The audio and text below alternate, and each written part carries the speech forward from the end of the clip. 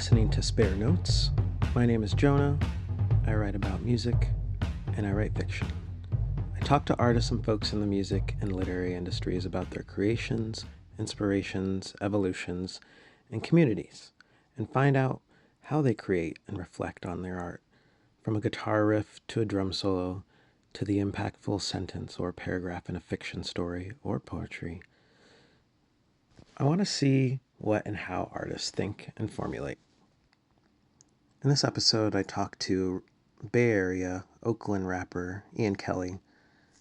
After re-listening to the podcast, even just listening to his voice, at a normal level, I'm like, wow, this guy has a very good voice. It's light on its feet, yet sharp in tone, and it's something that you can easily hear when you listen to his songs. When you watch him freestyle, you'll see this too. It's quick and it's light and it's sharp and you feel it, and you can see Ian Kelly's brain working and his skill just, exploding. And it's really cool. And you know how some people just have like a really good voice and you're like, wow, that voice is just really good. That's Ian Kelly's voice, and it comes out in the recording and it comes out in his music. And I think that's cool. There's more description in the below and whatever streaming service you use about some of the things we talked about, but something that was interesting to me that I'll mention again is that he creates in motion, and I just think that's interesting. Like he sees um, and imagines when in motion the construction of the art he creates, the things he wants to compose. I just think that's just really cool. Um, so yeah, hope you enjoy our talk. We also talk about community, collaboration, growth, vulnerability, and it was really fun talking to him. So take care. Talk to you later.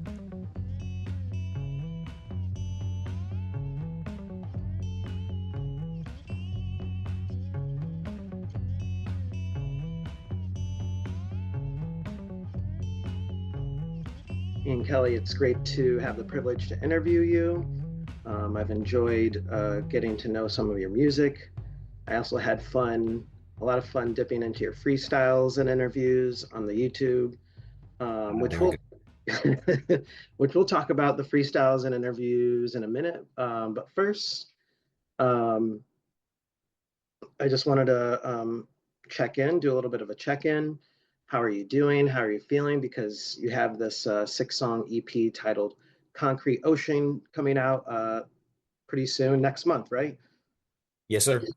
That's good. That's awesome. So, how are you doing? How are you feeling? It could be about your upcoming release or how you're doing in general. Just, getting a sense of that.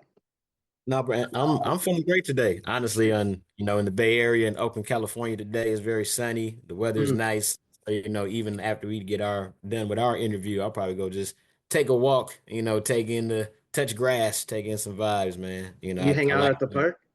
oh, definitely. Okay. Definitely. I like to slow down. I'm always on the go, so when I find my pockets of time where I kind of slow down, take stuff in, I usually feel like that's when more creative thoughts even start hitting me. So I look Oh, forward to really? that. That's Yeah. cool. Are you a park bench guy, a grass guy? Like, where do you go when you go to the park? Like, Honestly, I'm always like I'm an in motion type of person. So there's Lake Merritt in Oakland, California. It's like uh-huh. 3 miles like wide and like in circumference and everything. So I'll just like walk. I've always been the type to kind of create in motion. I used to Lyft drive and Uber drive in between Uh-huh. like rides, put on instrumentals and write. It's something about just kind of always. That's why I love when I can be in the passenger seat when I don't got to drive and I can just kind of look out the window, take stuff in. Stuff just kind of starts hitting me.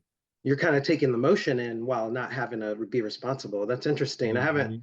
heard of someone like being inspired by like kind of or I don't know what other word to use for it, but like inspired by motion. That's kind of cool. That's cool. But the way I look at it is like, life is always moving. So, when I'm kind of moving with it, I feel like that's where I can kind of even like it doesn't feel like it's outpacing me. It doesn't feel like I'm behind. I feel like I'm moving with it. That's kind of like my mentality. I love that. Yeah. Um, so I watched multiple freestyles of yours on YouTube, all of which I enjoyed, and it made me want to ask you, just Mm. to get you to know you a little bit better, is like how and why is freestyling important to you, and what is the sensation when you do it on live radio or somewhere else? Like, what does your body feel? Is it kind of connected to that motion? The first thing I feel is I better not miss this verse and, and forget these words. But not like for real, bro. Sharpening your sword. I feel like as an MC, and a lyricist, you got to do that. You got to, Yeah. showcase and show people like, well, no, this is how I can get down outside of, making songs. Deep down inside, I'm definitely a songwriter, but I love whenever I can get to flex like, nah, like I'm cut from a cloth where I've been in the trenches and rap basements and whatnot. Like it's old school hip hop. So it's like you kind of just lock in and focus when you're doing the freestyle. Definitely lock in, focus. Honestly, when I know I'm having like to go to like those, I'll record a little bit, but I'll probably spend a lot of time mainly just kind of like rehearsing verses. Like during weeks where I know I'm going and I got a showcase, I'm probably like really locked in on mainly that, and then Okay. keep. Hmm. So you can stay on your feet, have a little in your bag to reach to. Definitely. That's cool. And this is and kind of a little bit related to that because uh, as a music nerd, um, I used to watch MTV back in the day, and when it had music on, Yeah, facts, man. and I just have to. This is one question that I just have to ask: like, what was it like being on Sway in the morning? Because he's amazing. Bro, when I tell you it was surreal because it was something I envisioned and it's something that I always saw. I'm like, nah, like we gotta make that moment happen. And then to be in the moment was just kind of like crazy. But also when you're kind of like in it, you don't think too much. So every time I'm like there at Sway, I don't think about it until I get done, and then I'm like, holy shit, like like we just got done doing Sway. It's kind of crazy. But no, that man, the two times I've been up there, it felt real special. The second time, collective working with MacArthur Mays, who I used to be a part of, we were all up there, and that was just a special moment because after I got done, brother, Heather B started throwing plates, and everything. And I don't usually see Heather have that reaction. So when it happened, Oh, I was like, damn. I said, okay, I think I did a good job. So that's it was, awesome. yeah, definitely a special moment for real. What's uh what's that collective that you're a part of? What's that about? I'm curious that you went up there with. Oh yeah, MacArthur Mays was a collective I used to be a part of. Definitely the guys are. We started off from one collective, and then we had kind of branched off. Think about like hieroglyphics, and it was Souls of Mischief. It was that type of feel. We started off with a collective called Grand National, and then became a subgroup called MacArthur Mays. Started doing our own thing, and yeah, those guys are putting out a ton of music all the time. Got projects coming out. But yeah, that was a special moment, and those guys are good people. So it's always dope seeing how the ball keeps rolling. That's good. I'm following this a little bit because something that's important to me and why I kind of wanting to start to interview more artists is like I used to play. Of course, I'm not doing that anymore. I'm more focused on writing, but Mm. like I feel like there's a community aspect of being a musical artist that like I just kind of want to learn a little bit more from and like how that uplifts the artists in those specific communities. Like, so what is like being in the collective? How does that help uplift you and each other's voices, like in the community of making music that you're making?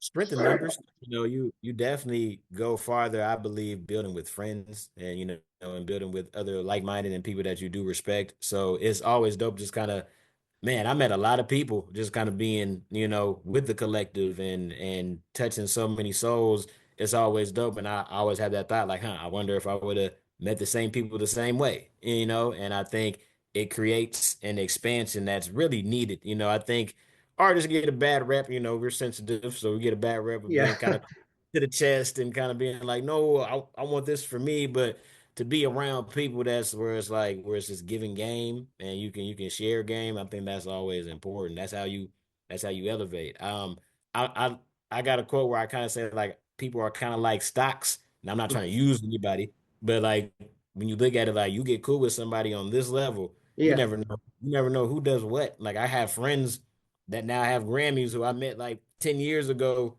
and like now it's tight. Like I might be like, hey bro, like, can I get that beat? Sure. right.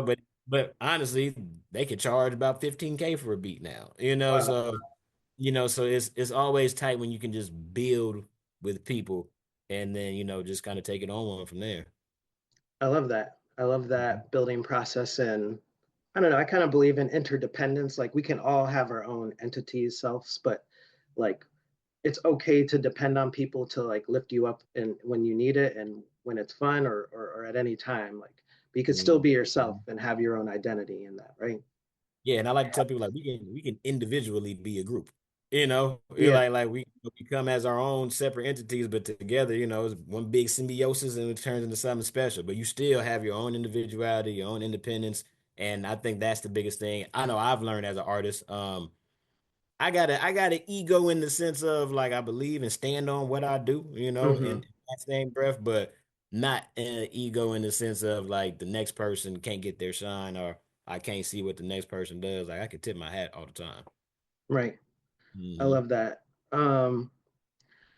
So I was like going through your albums a little bit and then I was thinking of your there's a little bit of variance in styles, um, and from sometimes song to song, but sometimes um, it can be closer. And one thing I was thinking about, like I also am kind of obsessed with like creation and how you do it, and so as a writer, I've had the idea to think, I could just make art and move to the next piece. Or even sometimes um, I had no insight to critically think about what I had made, maybe even evaluate why I had possibly written a particular fiction story. I want to know what your relationship is to intentionality as an artist, where Hmm. and when your epiphany or realization came about the idea of intentionality, and what has that journey been like from, I'm guessing at some point maybe you weren't using that word as much or you weren't using it like that's for me, to possibly keeping it as a regular part of your vocabulary as an artist. Um, and how do you see this work connected to your work as an artist or with your goals, intentionality? Bet. Well, first, I can definitely say just the process of being an artist in this long road. I have seen where my intentionality has definitely been put more in the forefront of what I do versus how it was when I first started. I think when you first start as an artist, you kind of getting your feet wet, you're finding your wings, you're figuring out what works for you. And I think as I started creating more, I started finding my voice. And I realized with my voice, it doesn't, it sounds funny, it doesn't really come from here, it comes from here. The And heart. and when I started kind of speaking from that space, that's when I just started noticing like everything expanded and I started seeing more traction because it's less of thinking about what I'm doing or why I'm doing it is more so like I feel it, so I'm gonna say it. And I think one of the realest things you can do as an artist is say that shit. And I think Mm, that's where intentionality kind of becomes like, don't be afraid to talk about what you want to talk about. Vulnerability is the strength. mm, So that's the biggest thing I started realizing and picking up going forward was like, the more vulnerable I am, the more this actually touches more people. Now, of course, there's I got songs I made that people won't ever hear. I'm good with that too. I like to keep some yeah. things to the chest as well, but the more I can figure out how to creatively open up is where the intentionality becomes like major. And now Huh. every time I make a project and make a record, I kind of visually see it before, everything is even like written down. Like I'm big on when I hear beats, I see images Mm, versus versus colors and some people might like that's when I hear music and see different things like what's been going on in my life or just when I'm around like those start popping up in my head. So writing for me is almost kind of like it's kind of crazy, but like my music is my film. you Mm. know, and that's the way I view like the intentionality part of it. So that's why I have so many different flavors I like to put in the music because shoot, a good film ain't just gonna be one scene the whole time, you Right. know. No, it's So not. so that's the way I like to look at it. That's interesting that you pair intentionality with the imagery and visual. So that's like it's like kind of like a way of your conceptualizing something, but to conceptualize it, you have to be intentional about it. Like, and since you're so visual oriented, like, all right, well, what is this going to look like? I have to ask the question, like, what is this going to look like, and then what do I have? What do I want it to look like? Right? That's really Exactly. Like interesting. for me, for me, not only do I have to hear it, I got to see it. And if I can't see it, then I'll probably like pass on it. That's fair. That's fair. Yeah. What what does it feel like? Uh, a little bit personal question, I guess, too. Not personal, but like because I've been thinking about this thing of vulnerability, and the more I start to do things as an artist or connected to the art world, like I'm starting to become like more vulnerable. So like, what is that sensation for you? And like, because that can be scary, right? Like to vulnerable, like to feel vulnerable is like a little scary. Like you can't be vulnerable and not feel a little scared, right? hmm I think honestly, bro, I'm in the space now, vulnerable, man, it's therapy. You know, for me, you know, I there was I will say there was a time period where I think there was like kind of more fear, like, man, should I say this or should I kind of come at it like this? But Mm-hmm. man, recently, I say at least in the past like 5, 6 months, I don't really care. Not in a bad way, but it's like, no, take it. Like this is what you need to hear. This is what I feel. Like I don't feel like biting my tongue or or biting my cheek. I think being vulnerable is the best thing you could be. People learn off of you being vulnerable. I was with a group of people about 2 months ago and had a friend come up to us. I was at an event and they told us everything they were going through.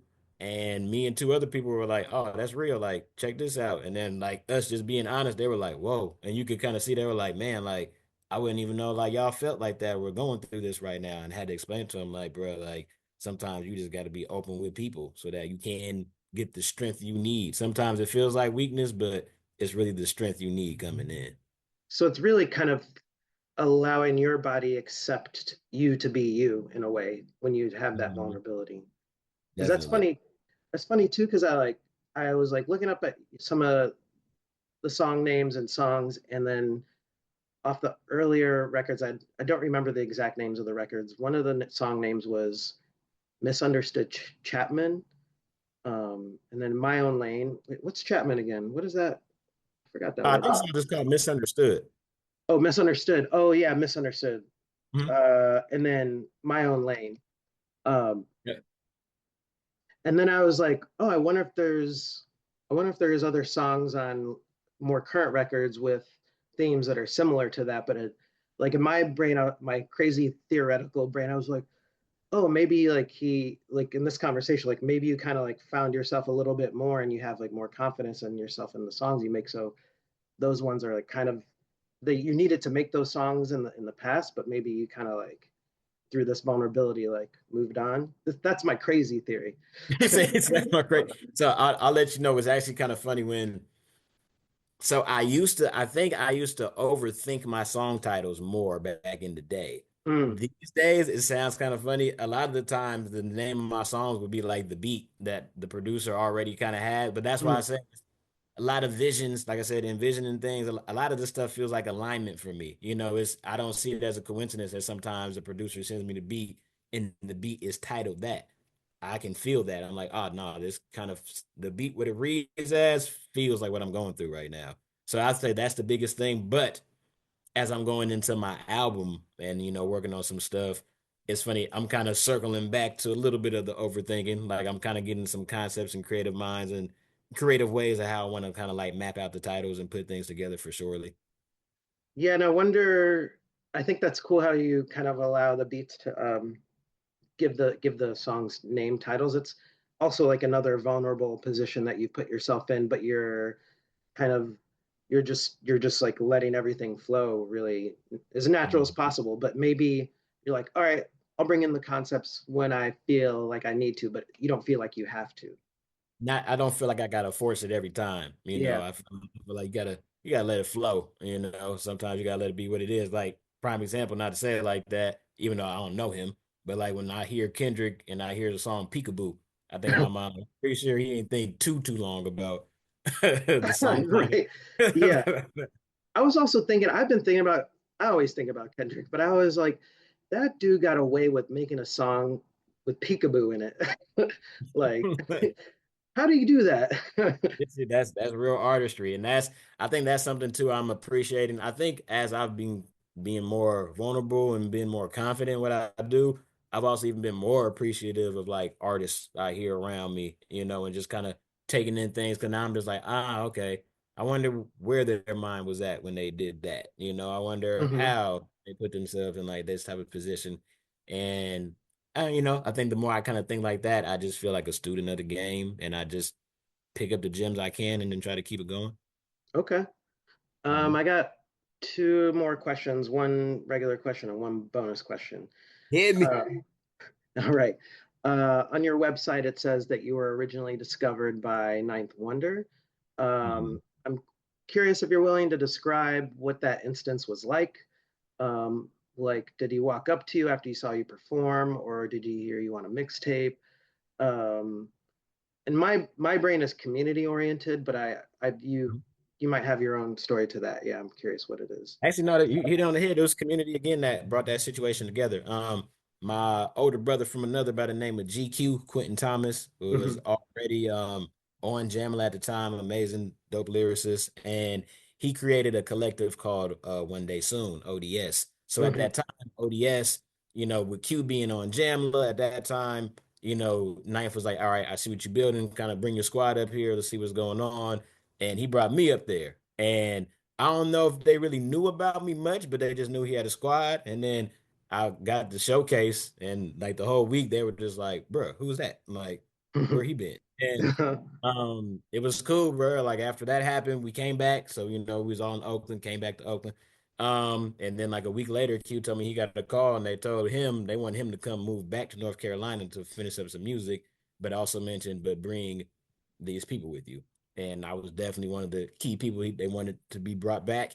Wow. At that time period, leap of faith. I went out there, moved to North Carolina.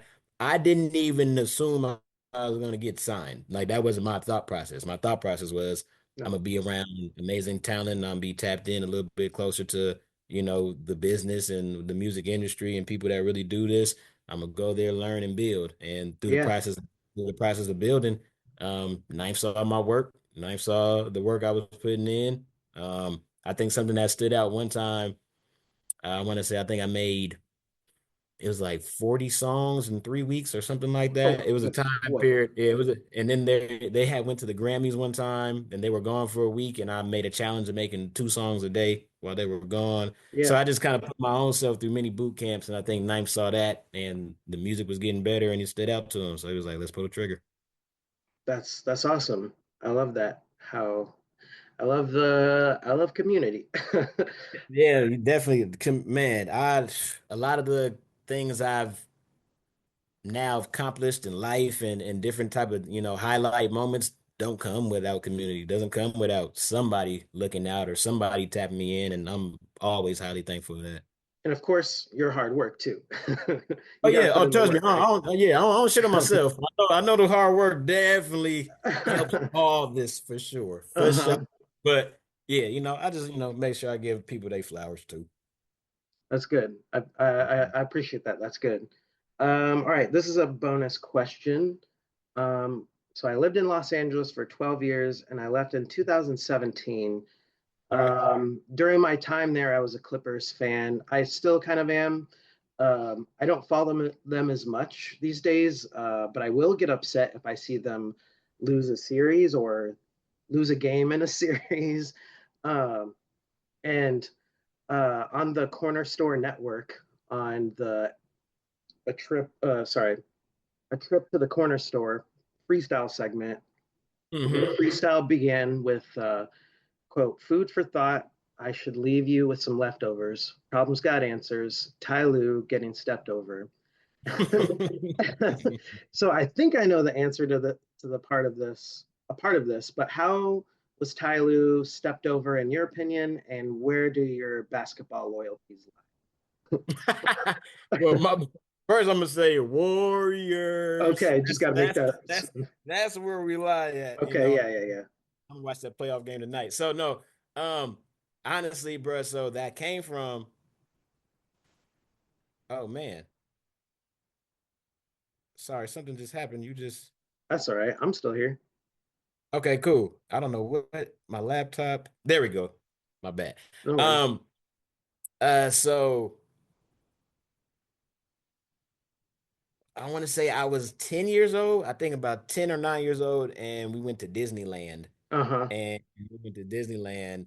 I won't forget I was in the hotel room, and that's when the Sixers were playing the Lakers. And I was a huge AI fan. Mm, So I saw mm. AI go crazy. I think he dropped like 38 that night. That was the one game they won in that series. But what stood out was after he made that shot and then he stood over and then stepped over Ty Lue, that Ah, image, that image always stuck in my brain. So that's why when I wrote that bar, I was like, oh yeah, problems got answers. Ty Lue getting stepped over. I see. Okay. I could appreciate that. See, my Clipper brain or my LA brain was like, oh yeah, because like the Lakers didn't get Ty Lue and they shoved him off to Hey, the Clippers. But I was like, you're like an Oakland boy, like, and you're the loyalty is hard up there. Like, I mean, y'all are loyal. Like, so mhm. thank you for that clarification and that good story of imagery that you kept since you were 10. And also no lie, bro. I think for me, like so, God rest his soul. My dad was a Lakers fan and was a Niners fan, Mm, and that's kind of funny seeing that I'm a Warriors fan, and a Raiders fan. mm-hmm. But being around that, I just always got to see different images. So, I'm never really a hater, even though I know where my loyalty lies because Okay. Pops had his, I got like a little bit, of respect to it. But because I saw so many games and stuff, I got a bunch of like punchlines and images that just come from watching all that stuff with him. That's great. I love that.